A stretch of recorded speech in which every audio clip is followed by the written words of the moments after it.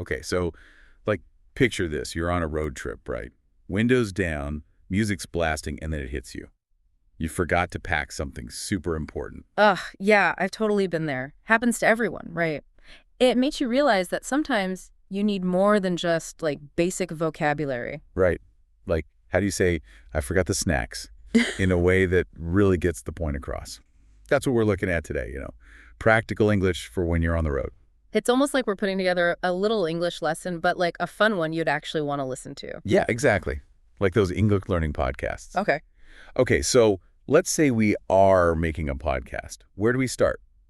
Well, you got to start with a conversation. Like something you might actually overhear on a road trip. Right, so it's not just words on a page. It's like hearing how people really talk. But then what? Then you'd probably want to explain some of the words and phrases, right? Like, what do they mean? When do people use them? Makes sense. But the really good podcasts, they don't just stop there. They dig into those little expressions that make you sound like a native speaker. It's like you could say, I'm hungry, but a native speaker might say, I'm starving. Or I could eat a horse. And suddenly you sound way more interesting. Okay, so imagine our podcast starts with a dialogue about packing for a road trip. They use some slang, like munchies, for snacks. How do they make that into a real learning moment? Well, they could explain that munchies usually means junk food, not like a healthy snack, and it's especially used on road trips. So it's not just about knowing the word, it's knowing how to use it correctly. Exactly. It's about going beyond just speaking English and actually sounding natural. Like you actually belong. Okay, so our podcast people are talking about packing, and one of them says, we've got all our bases covered. Now, that's a phrase that could confuse someone. Totally. It's one of those phrases where if you just translate each word, it doesn't make sense. So a good podcast wouldn't just define it. They'd explain that it means you're prepared, you've thought of everything, which is super important on a road trip. And they might even talk about how that connects to the bigger idea of, like, being prepared, being a good thing in many English-speaking cultures. That's so interesting. So it's not just about the language, but about the whole culture behind it, right? Exactly. It's like understanding how people think. Okay, let's try another one. Someone in the podcast says, let's get going. Seems pretty simple. But how could our podcast hosts turn this into something you can really learn from? They could explain how the way you say it and the situation you're in can change the meaning. Like, let's get going. All excited is totally different from let's get going when you're at a creepy gas station in the middle of the night. Right. And being able to hear those subtle differences, that's a really important skill for anyone learning a language. So we've got our conversation. We've explained some phrases. We've even talked about culture a bit. What else could our podcast do to make it really awesome for learning? Well, this is where things get fun. You got to bring in some personal stories. Stories are like, they help you remember things better because they make you feel something. Like that time I told you about forgetting my pillow on a road trip. You probably still remember that. Totally. But think about it from someone learning English's point of view. If they hear a native speaker telling a story they can relate to using the same phrases they're learning, it just like clicks. So if our podcast is talking about let's get going, they could tell a funny story about a time they were super excited to hit the road, or like a time they were freaked out and wanted to get going out of there ASAP. Exactly. And suddenly, it's not just some phrase from a book. It's something real they can imagine themselves using. It's like they're right there on the road trip with them. Oh. And remember that fluency builder thing we talked about? Yeah. How would that fit into the podcast? Okay, so imagine they've already taught some basic road trip phrases, right? Now they want to help people sound even smoother, more like a native speaker. So they take a simple phrase like, it's ready, and come up with other ways to say it. Yeah, like, it's all set, or we're good to go. And they wouldn't just give you the phrases, they'd explain, like, the little differences between them. So that's when you start to understand how native speakers really talk, not just textbook English. And don't forget about how you say it. A good podcast would actually show you how just changing your tone of voice can change the whole meaning. Wow. So many little details. It's like learning to play music. At first, you're just trying to hit the right notes, but then you start to think about how you play them, the timing, the feeling. Yeah. And that's what makes it sound amazing. That's what the fluency builder part does, right? Exactly. It helps people add those little things that make their English sound awesome.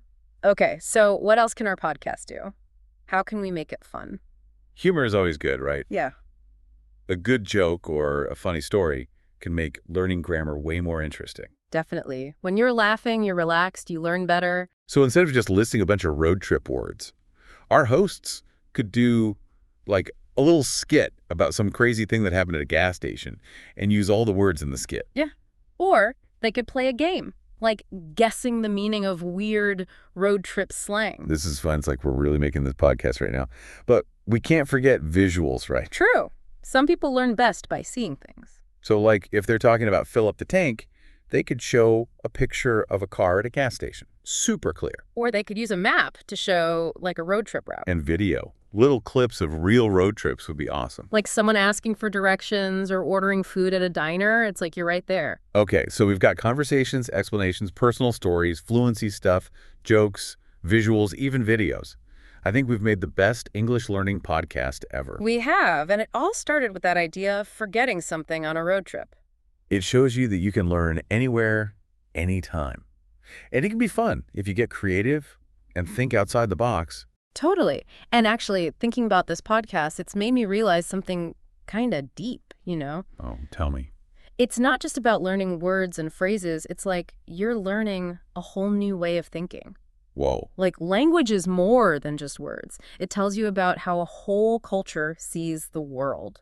Yeah, like that phrase, we've got all our bases covered. Yeah. It shows you that being prepared is important in lots of English-speaking cultures. Even something as basic as, let's get going, can tell you about how people think about time and being polite, all that stuff. It's like these little clues that tell you, this is how we do things here. Exactly. It makes you think about all those idioms and phrases that, like, you can't translate directly. It's because they come from experiences and ways of thinking that are different from your own. Remember when we were talking about telling stories on our podcast? I just realized sharing those stories isn't just to make it more interesting. It's like you're sharing a little bit of your own culture. That's so true. When you tell that story about forgetting your pillow, you're not just explaining let's get going. You're saying something about how your culture thinks about travel and comfort. It's like you're saying, this is what happened to me, and this is how we talk about it. And it makes the listener want to share their own stories, too, to connect to the language in a deeper way.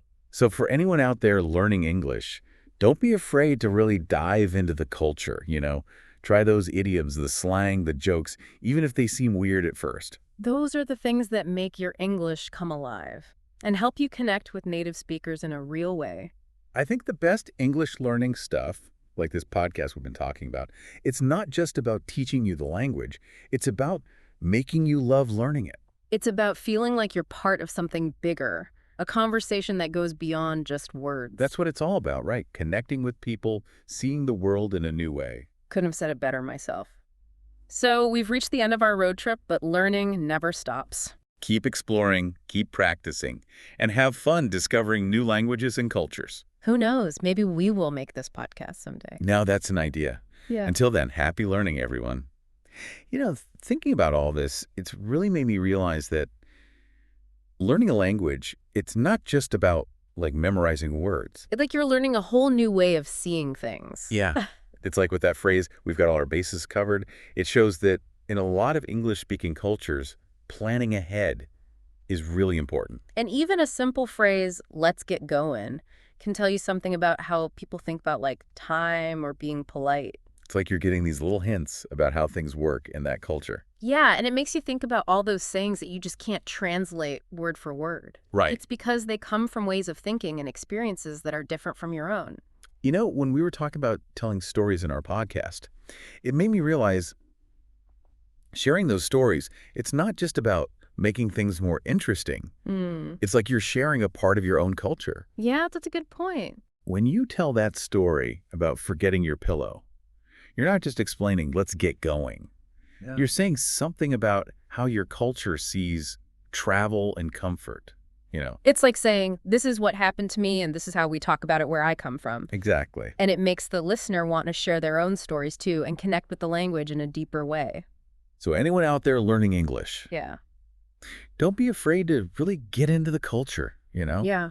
Try out the idioms, the slang, the jokes. Yeah. Even if they seem a little strange at first. Those are the things that'll really make your English come alive. I think the best ways to learn English, like this podcast we've been imagining, they don't just teach you the language. Right. They make you love learning it. It's about feeling like you're part of something bigger. Exactly. A conversation that goes beyond just words. That's what it's all about, right? Connecting with people, seeing the world in new ways.